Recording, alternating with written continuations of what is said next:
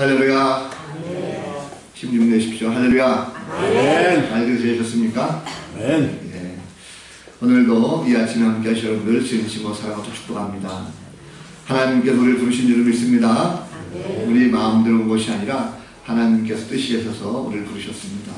오늘도 말씀을 통해서 함께 은혜하기를 원합니다. 딱딱한 의자가 아니라 하나님께서 허락하신 사랑의 풍성한 은혜가 넘치는 의자인 줄 믿고 함께 말씀에 귀 기울여 주시기 바랍니다. 어느 수도원에 밥을 한 그릇만 먹는 수도사가 있었고, 그리고 끼니 때마다 밥을 두 그릇을 먹는 그런 수도사가 있었습니다. 수도원에서의 수도사들의 가장 큰 덕목은 바로 절제였습니다. 절제였기 때문에 항상 이 밥을 먹을 때 두 그릇을 먹는 이 수도사는 한 그릇을 먹는 사람들에게 비난과 또 여러 가지 험담의 대상이 되고 있었습니다. 자, 세월이 흘러서 밥을 두 그릇을 먹던 이 수도사가 그만 먼저 세상을 떠났고, 또 몇 년 뒤에는 한 그릇을 먹던 이 수도사도 죽어서 하늘나라에 갔습니다. 그런데 한 그릇을 먹던 수도사가 앞서간 두 그릇을 먹던 수도사의 모습을 보니까 하늘나라에서 아주 커다란 대접을 받고 있었다는 거죠. 그리고 자신에게는 별다른 상급이 없었다는 것입니다. 그래서 마음이 불편했대요. 이 수도사가 하나님께 따졌답니다. 하나님, 아니 저 수도사는 세상에 살 때에 늘 절제하지도 못하고 항상 두 그릇만 먹었습니다.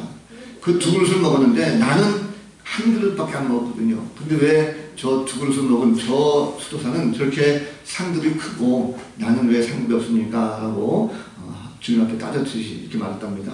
그런데 하나님께서 이 한 그릇 수도사에게 이렇게 말씀하셨대요. 얘야, 저 수도사는 본래 정량이 세 그릇이다. 그런데 그는 늘 한 그릇을 절제하면서 두 그릇을 먹었단다. 그런데 너는 한 그릇 정량을 넌 다 먹었지 않느냐. 결국 절제는 저 수도사가 더 잘했다라고 하는 그런 재밌는 얘기가 있습니다. 자, 우리는 흔히 볼 때 겉으로 드러나는 것을 보고 판단할 때가 참 많습니다. 그러나 하나님께서는 그 마음의 중심을 보시는 분이십니다. 자기 판단으로 우리는 남을 판단하거나 혹 하나님을 판단하시지 말기 바랍니다. 여러분, 사람이 어찌 하나님 마음을 알겠습니까? 그런데 하나님은 우리보다도, 우리 자신보다도 하나님은 우리를 더 잘 아시는 분이십니다. 오늘도 말씀을 통해서 하나님의 마음이 뭘까 좀 잘 헤아리시는 그런 시간 되시길 주님의 이름으로 간절히 부탁을 드립니다. 자, 신앙생활은 우리가 성장하고 성숙되어야 됩니다. 즉 다시 말하면 믿음이라고 하는 것은 멈춰있지 말고 계속적으로 점점 더 잘해야 된다는 거죠. 믿음이 자란다는 것은 하나님을 더욱더 알아가는 것이다 라고 말씀할 수가 있습니다. 우리가 처음 신앙생활 때는 대체적으로 보면 나만 생각하는 경우가 많습니다. 그러다 보니까 나 중심으로 신앙생활 되는 거죠. 예배드리고 기도할 때도 보면 항상 다 내가 필요한 것들만 이렇게 바라는 경우가 있습니다. 내 문제, 내 가정, 내 자녀라든지 내 사업이라든지 이런 것들이 집중해서 자꾸 하나님 앞에 예배할 때 나 중심으로 한다는 것입니다. 그런데 신앙이 좀 더 성숙해 나가고 성장해 나가면 내 기도 제목보다도 하나님께서 원하시는 것, 하나님 마음을 기쁘시게 하는 이것에 바로 예배에 초점을 맞춰지고 기도의 제목이 나오는 걸 볼 수가 있습니다. 어떻게 하면 하나님을 기쁘시게 할까? 어떻게 하면 하나님 뜻에 맞게끔 할까? 이것이 늘 우리 가운데 고민이 된다는 거죠. 우리의 신앙은 어떻습니까? 여러분들 지금 한번 생각해 보십시오. 나는 지금 어떤 마음을 가지고 예배하고 있는가 하는 것입니다. 나는 정말 하나님이 기뻐하시는 예배자로 날마다 성장하고 성숙하고 있는가? 아니면 내 신앙은 그저 오래전부터 내 중심의 신앙으로 그저 초보적인 신앙을 벗어나지 못하고 계속적으로 거기에 유지하고 있는가 하는 것입니다. 자, 이스라엘 백성들은 하나님의 택한 백성들이죠. 그들은 오래전부터 하나님을 알고 있었습니다. 그래서 늘 그들은 하나님 앞에 예배했고 그 생활이 계속적으로 있었죠. 그런데 그들의 예배 모든 생활이 하나님 보시기에는 결코 기쁜 모습은 아니었던 것 같습니다. 오늘 본문의 내용은 바로 미가서의 말씀인데, 미가 선지자는 지금부터 약 2700년 전의 사람입니다. BC 800년경의 사람이죠. 그때는 남과 북 이스라엘과 남유다가 서로 막 멸망 위기에 있는 그런 상황이었습니다. 자, 당시 이스라엘 백성들의 타락상은요 엄청나게 말도 못할 정도로 심했습니다. 이 미가 선지자는 미가서 1장 1절 말씀 보면 이스라엘 선지자와 동시대 인물입니다. 그러니까 그 시대가 굉장히 좀 혼란스럽다는 거죠. 어느 정도 타락선이면 사회 전반에 걸쳐서 폭력과 불의가 난무했고, 그리고 거짓과 무관심들, 그리고 우상숭배와 더불어서 인신매매, 사기꾼들로 가득했습니다. 이를 바로잡아야 될 모든 지도자들, 정치, 경제, 사회의 모든 지도자들이 오히려 죄악의 깊은 수렁에 빠져 있었습니다. 이러한 때에 선지자로 부름받은 이 미가가 이 백성들에게 나타나서 하나님의 말씀을 선포합니다. 그 말씀의 내용은 바로 너희들의 죄악이 뭔가라는 것을 아주 적나라하게 고발을 하게 됐고, 그리고 하나님께서 이제 심판하실 것이다, 임박한 하나님의 심판에 대해서 미가 선지자가 아주 강하게 외치고 그들에게 회개를 촉구하는 그런 장면이 바로 미가서의 내용입니다. 자, 선지자의 말을 들었던 이 이스라엘 백성들은 그래도 양심의 가책을 받았습니다. 그래서 그들은 하나님 앞에 그러면 어떻게 해야 용서를 받을 수가 있을까? 그 모습을 가지고 서로 같이 이야기하는 것이 바로 오늘의 본문의 내용입니다. 자, 본문의 내용 보면 이스라엘 백성들은 하나님께 제사를 드려야 되겠다. 제사를 드릴 때 좋은 재물을 가지고 나아가면 하나님께서 기뻐하지 않을까? 우리가 좀 더 풍성한 예물을 가지고 앞에 나가면 정말 기뻐하지 않을까? 심지어 자기의 자식까지도 내가 원한다면 드릴 수가 있다. 그러면 하나님께서 기뻐하지 않을까? 라는 그런 마음을 가지고 생각하고 있었습니다. 자, 이 미가 선지자가 뭐라 말합니까? 백성들의 말하기를 주께서 선한 것이 무엇인지 이미 보셨다라고 하면서 하나님이 구하시는 것이 무엇인지를 아주 조목조목하게 잘 설명하고 있습니다. 자, 유다 백성들, 지금 이스라엘 백성들은 하나님께 제사 드릴 때 가장 좋은 것을 드리고자 하는 그런 마음이 있었습니다. 자, 백성들의 제사, 이것을 하나님께서 원하시는 거죠. 이미 모세를 통해서 율법으로 제사 방법을 주셨습니다. 양과 소, 비둘기 같은 그런 짐승을 잡아서 하나님 앞에 드리는 것입니다. 하나님 앞에 제사하는 것이 억지로 강요해서 한 것이 아니라 지금 이 사람들은 정말 하나님 앞에서 좋은 재물, 그리고 풍성하게 드리려고 하는 그들의 모습이 있었습니다. 흠없는 것으로 가장 좋은 곳으로 드리라 라고 했기 때문에 그들은 지금 그렇게 제사를 드린다는 거죠. 자, 미가 선지자 책망을 듣고 하나님의 음성이다 생각이 들어서 그들은 먼저 하나님 앞에 회개하고, 그리고 하나님 앞에서 마음을 모아드리는 속죄 제사로 지금 드리려고 하고 있습니다.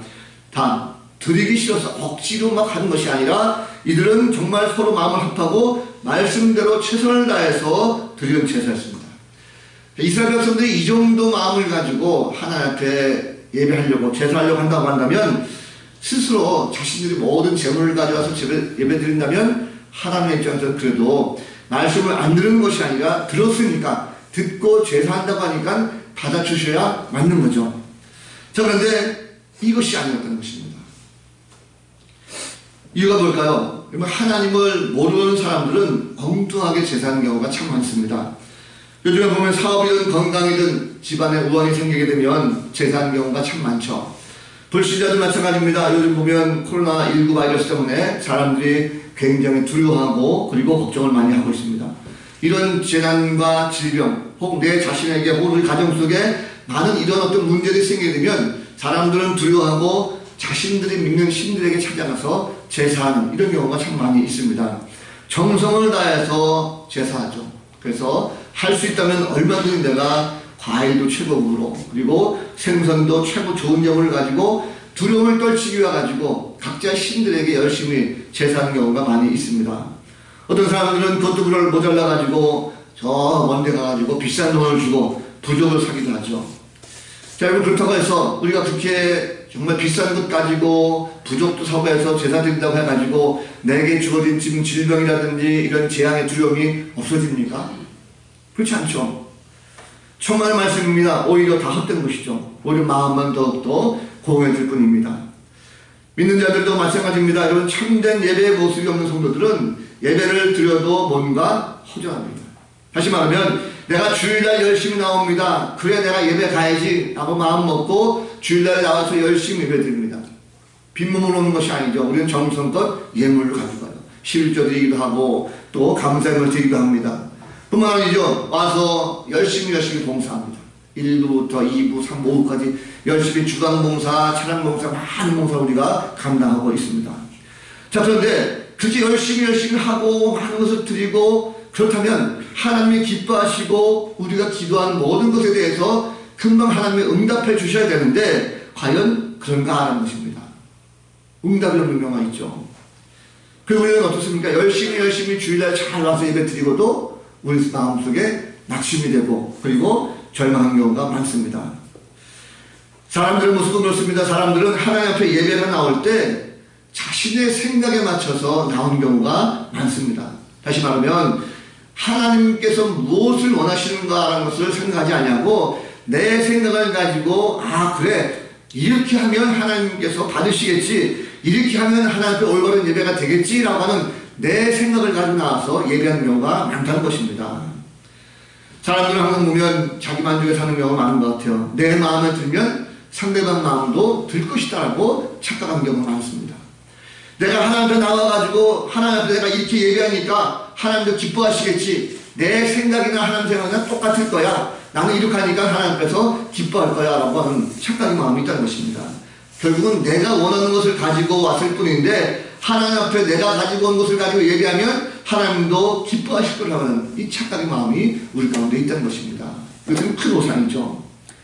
이스라엘 백성들이 지금 그렇습니다. 자신들의 생각에 좋은 것으로 그리고 풍성한 것을 가지고 최선을 다해서 하나님 앞에 나아가 제사하려고 했습니다. 그런데 하나님의 마음은 그것이 아니었다는 거죠. 하나님의 마음은 어떤 것이었습니까? 하나님은 너희들이 원하는 방법이 아니라 바로 내가 원하는 방법, 하나님께서 원하시는 방법을 가지고 나온 것, 이것을 바로 하나님께서 기뻐하신다고 말씀하고 있습니다. 자, 그러면 지금 백성들 보니까요, 자기의 방식대로 하나님 앞에 나올 때에 그런 사람들을 하나님께서 기뻐하지 않았다라고 말씀하고 있어요. 자, 미가 선지자를 통해서 하나님의 책망을 들었습니다. 이스라엘 백성들에게도 한 가지 양심이 있었습니다. 바로 그래서 미가의 책망을 듣고 나서 이 양심의 가책을 받았던 그들은 스스로 모여서 묻죠. 야, 여러분, 내가 무엇을 가지고 여호와 앞에 나가고 그 높으신 하나님 앞에 내가 경배할까? 내가 어떤 재물을 가지고 나가서 하나님 앞에 예배해야 될까? 이 뜻입니다. 그래서 자문하죠. 그래, 내가 번제물을 드릴 때에 1년 된 송아지를 가지고 그것을 드리면 하나님께서 기뻐하실까? 내가 천천의 순양이라든지 만mon의 강물 같은 기름을 가지고 나가면 하나님께서 기뻐하실까? 어떤 뜻입니까? 수많은 재물을 가지고 나가면, 내가 가장 풍성한 재물을 가지고 나간다면 하나님께서 정말 기뻐하시는 예배가 될까? 이 뜻입니다. 심지어 그들은 뭐라 말합니까? 내 허물을 위해서 내 맏아들을 내 영혼의 죄로 말미암아 내 몸에 열매드릴까? 심지어 내가 가장 아끼는 내 아들까지도 하나님 앞에 드리면 하나님께서 기뻐하시는 그런 제사가 될까? 라고 하는 그런 마음을 갖고 있다는 것입니다. 여기서 보면 이스라엘 백성들이 지금 자기 죄를 가지고 하나님 앞에 용서받기 위해서 그래, 내가 제사는 드려야 되겠다 라고 하는 그런 생각을 가지고 있음을 알 수가 있습니다. 하나님 앞에 나와서 용서를 받기 위해서 제사를 드려야 된다는 생각 지극히 맞는 얘기고 자연스러운 일입니다. 왜냐하면 하나님께서 이스라엘 백성들에게 분명하게 말씀하셨어요. 죄를 범했다고 한다면 속죄 제사를 드려라 라고 말씀하고 있습니다. 그렇기 때문에 이스라엘 백성들에게 자신들이 죄를 지었기 때문에 하나님 앞에 나와서 속죄 제물을 가지고 제사하려고 하는 그런 마음들이 있었습니다. 자, 그런데 중요한 것은 뭐냐면 제사를 드려야 한다는 것은 옳은 생각이고 옳은 마음이지만 제사를 드리고자 했던 그들의 속마음에 정확한 의도라고 하는 것은 결코 옳지 못했다는 것입니다. 좀 더 쉬운 말로 말하면 이들은 하나님께서 분명히 속죄 제사를 드리려고 했으니까 우리가 그래 하나님께서 이러한 재물을 받기 원하시는구나, 이렇게 많은 재물을 받기 원하시는구나 라고 생각이 들어서 그분에게 내가 이만큼 재물을 드리면, 내가 이만큼 하나님 앞에 예배하면 하나님께서 우리 죄를 용서하실 거야 라고 하는 착각을 하고 있었다는 것입니다. 하나님께서 저희들에게 재물을 요구하신 것은요, 과연 그런 뜻일까요? 그런 것이 아닙니다.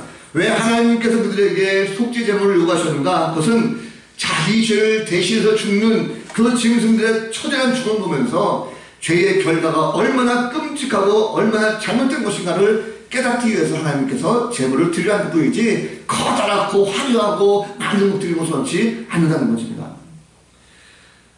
죄인이 속죄제사 드리는 제물은요, 단지 죄인의 그 상한 심령, 그 죄된 마음을 담아서 드리는 일종의 그릇에 불과합니다. 그래서 우리는 어떤 것을 화려하게 많이 풍성하게 드리는 것보다도 가장 중요한 것이 무엇입니까? 드리고자 하는 그 사람의 마음가짐입니다. 그래서 다윗은 이 진리를 알았던 것 같아요. 구약성에 보면 다윗은 그 마음 가운데 상한 심령이 무엇인지를 그가 알고 있었습니다. 어떤 내용입니까? 다윗은 아시다시피 그가 밧세바와의 가늠 사건이 있었습니다. 그 상황 속에서 자신은 철저하게 하나님 앞에 회개하고 또 회개합니다. 나란 선지자의 책망을 통해서 하나님 앞에 철저하게 회개할 때 그런 재물을 중요시 하지 않습니다. 자신 스스로가 상한 심령을 가지고 고백했어요. 그 고백이 시편 51편에 잘 나와 있습니다. 성경 말씀 한번 좀 보여주시겠어요? 시편 51편 16절 17절 말씀 보면 다윗의 고백인데 이 말씀은 우리 같이 한번 읽어봤으면 좋겠습니다. 이런 마음을 가지고 예배하기를 원합니다. 같이 한번 읽어볼까요? 시작. 주께서는 제사를 기뻐하지 아니하시나니 그렇지 아니하면 내가 드렸을 것이라.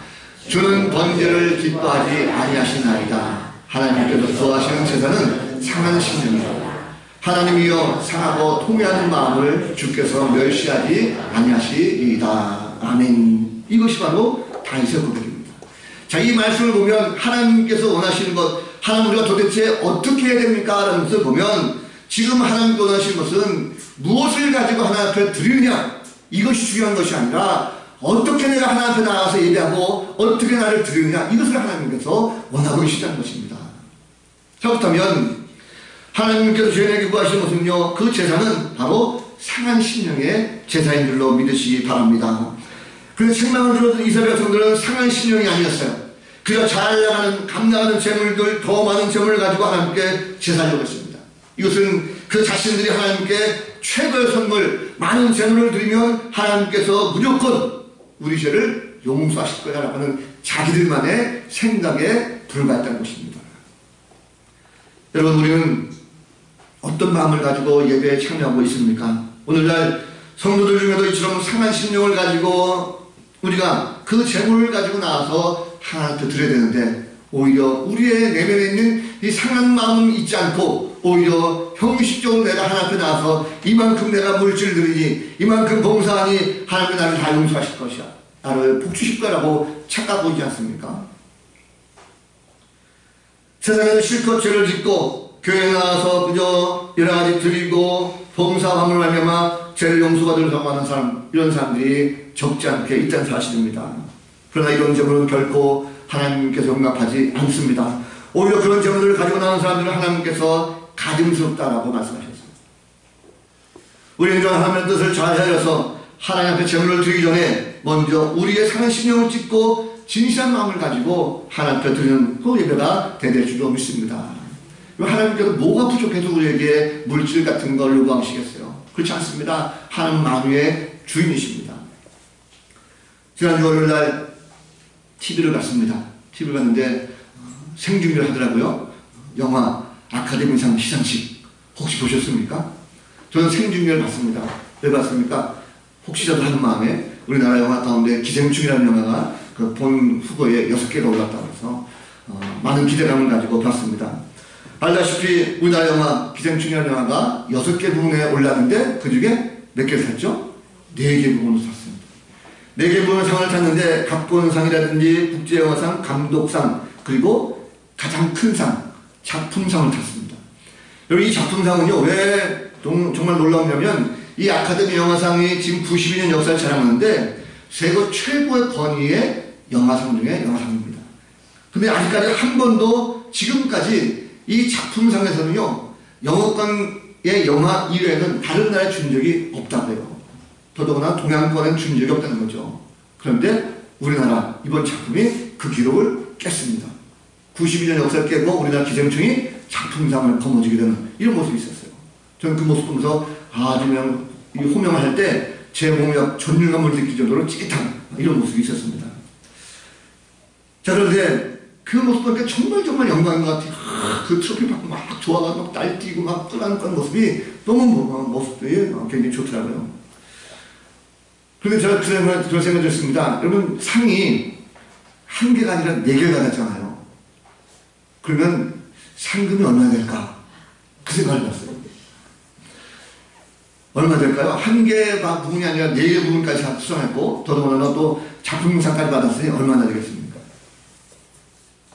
일부 예배 때 제가 이렇게 물어보니까 우리 전사님이 통 크게 썼어요. 한 50억이요. 얼마나 되겠습니까? 예?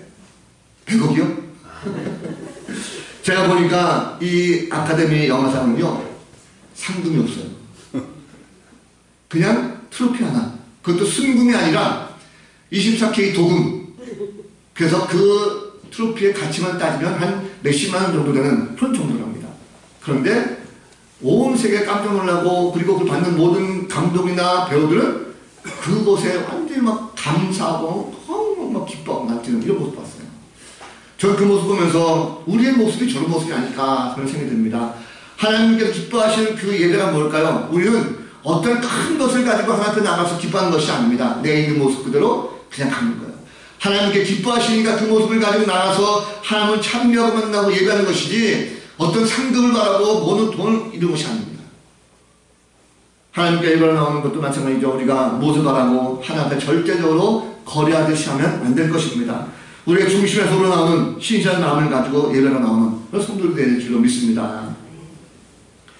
자, 이스라엘 백성들은 하나님 앞에 자기의 죄를 지적하는 것에 대해서, 타락성을 드러내는 것에 대해서 자신들이 하나님도 내게 재물을 요구하신 것이구나 라고 생각했습니다. 그래서 죄를 지어도 재물만 드리면 되는 것이라고 생각했습니다. 그래서 1년 된 송아지 같은 최고의 재물, 1년 된 송아지는요, 가장 극상품의 송아지입니다. 그것을 드리겠다는 거죠.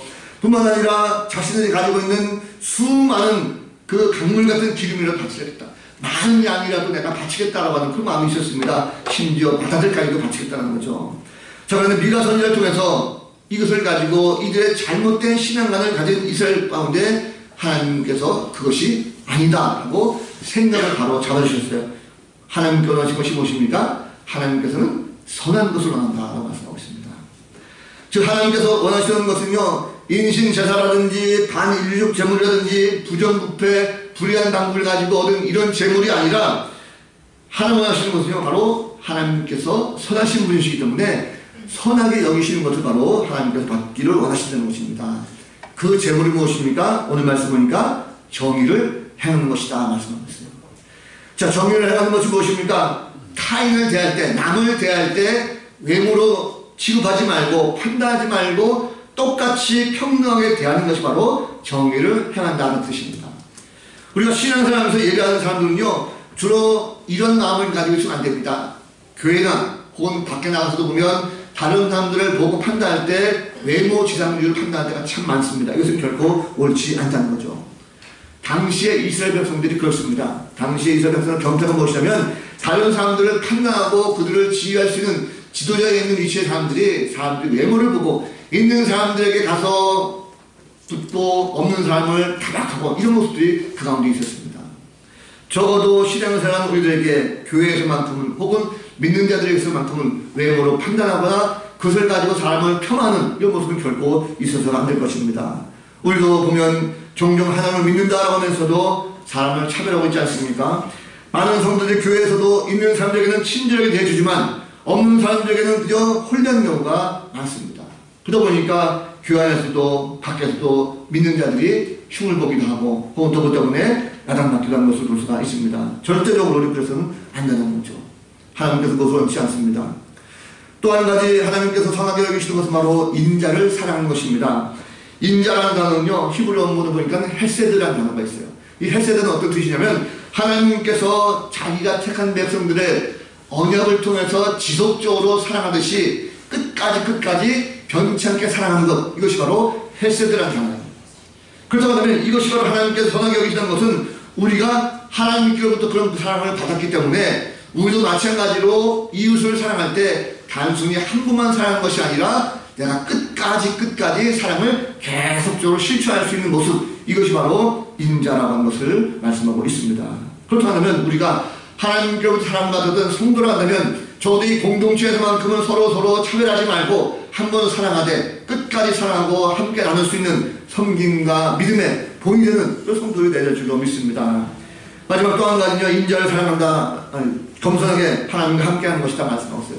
겸손히 하나님과 함께 행한다는 거죠.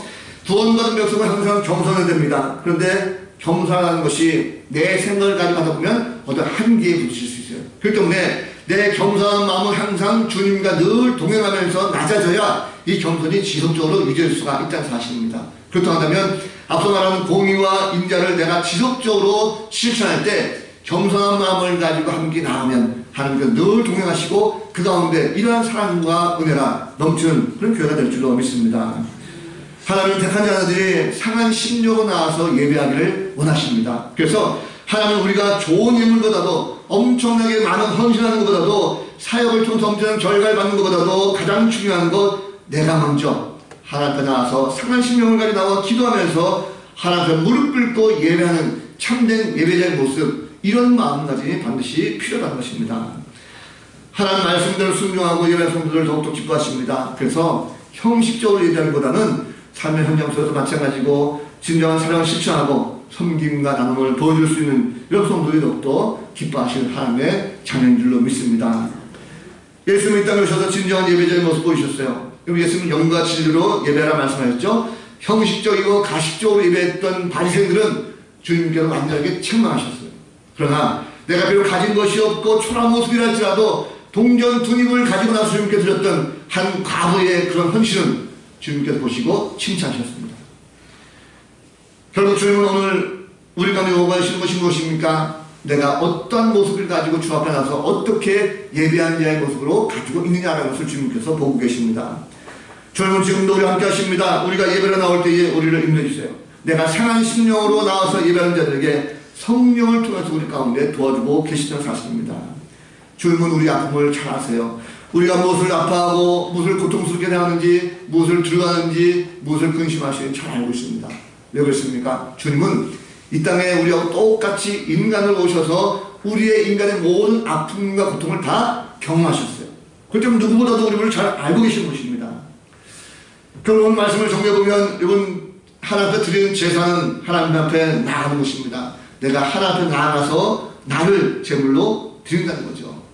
제사는 오늘날 예배입니다. 예배는 하나님께 나아가는 것입니다. 내 생각이나 내 방법대로 나가는 것이 아니라 하나님이 원하시는 방법, 하나님께서 바라시는 그 방법을 가지고 나가는 것이 바로 참된 예배라는 것입니다. 성숙한 성도는 하나님께 나와 바른 예배자의 모습을 배웁니다. 그리고 그 모습을 배웠다면 이제는 사람 속에 나서도 바른 예배자의 모습을 가지고 살아가는 것이 반드시 필요합니다. 하나님 원하시는 예배의 모습은요, 세상 사람들을 차별하지 않고 동일하게 바로 사랑을 베푸는 것입니다. 나보다도 남을 더 높여주고 진정한 마음으로 그들을 사랑하시는 것입니다. 주님이 원하신 것이라면 언제고 어느 것이고 함께 주님과 동행하는 것, 그것이 바로 참된 예배자의 모습이라는 거죠. 예배자는 말씀대로 나갈 때 진정으로 하나님께 원하신 것이 무엇인지를 알게 됩니다. 우리의 마음대로 되는 것이 아니라 하나님 앞에 나아갈 때에 하나님께 우리에게 깨닫게 하셔요. 그렇기 때문에 예배에 참석함으로 말미암아 말씀을 통해서 기도를 통해서 그것을 알게 됐을 때 바로 교회뿐만 아니라 가정에서 이웃에서 함께 소외된 이웃들과도 함께 사랑을 나눌 수가 있다는 사실입니다. 우리는 결코 내 생각대로 행동하고 내 뜻대로 예배하면 안 될 것입니다. 그러면 절대적으로 하나님의 생각을 알 수가 없습니다. 그 뜻을 깨닫지도 못합니다. 상한 심령, 하나님 앞에 죄된 마음을 가지고 나와서 예배할 때 하나님께서 신실한 위로를 우리 가운데 주실 줄로 믿습니다. 예수님 우리의 예배를 받아주신 분입니다. 죄로 말미암아 하나님과 단절된 우리의 예배를 다시금 회복할 수 있도록 만드신 것이 바로 주님이십니다. 예수 그리스도 십자가로 말미암아 이제는 우리가 이 예배를 통해서 하나님 앞에 나아갈 수가 있게 됐습니다. 그래서 우리를 사랑하신 그 하나님은 친히 독생자 예수를 믿다 보이셔서 진정한 예배가 무엇인지를 친히 우리를 통해서 알게 하셨어요. 자, 이스라엘 백성들은 이제 좋은 재물보다도 많은 재물보다도 자신들의 단점, 자신들의 잘못된 점이 무엇인지를 알게 됐습니다. 그래서 이제는 하나님 앞에 자신의 모든 상한 마음을 찢고 통회자복하면서 진정한 예배자의 모습으로 다시금 서게 되었습니다.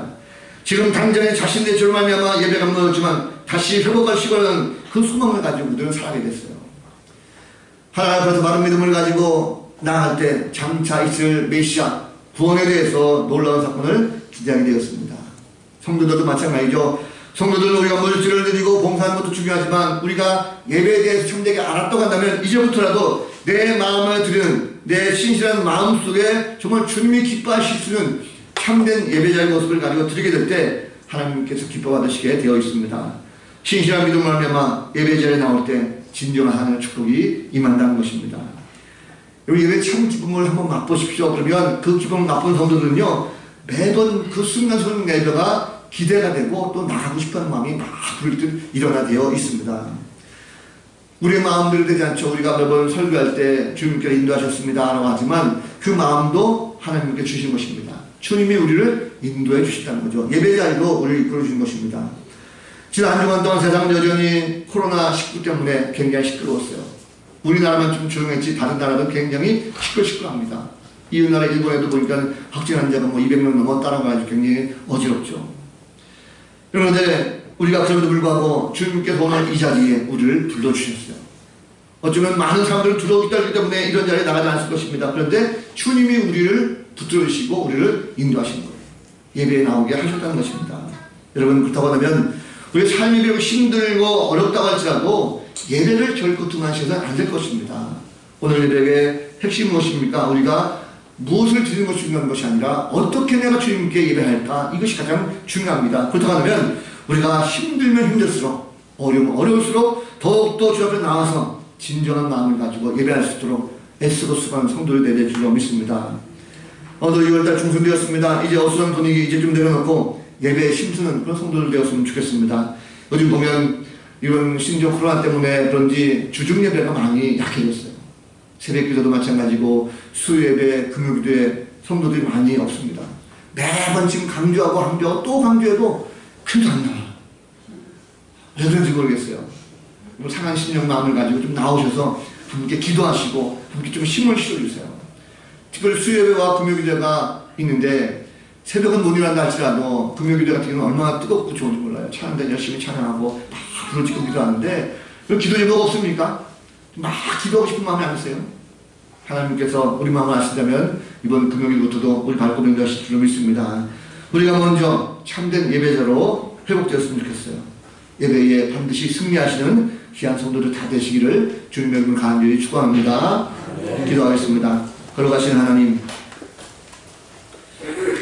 우리가 무엇을 드릴 것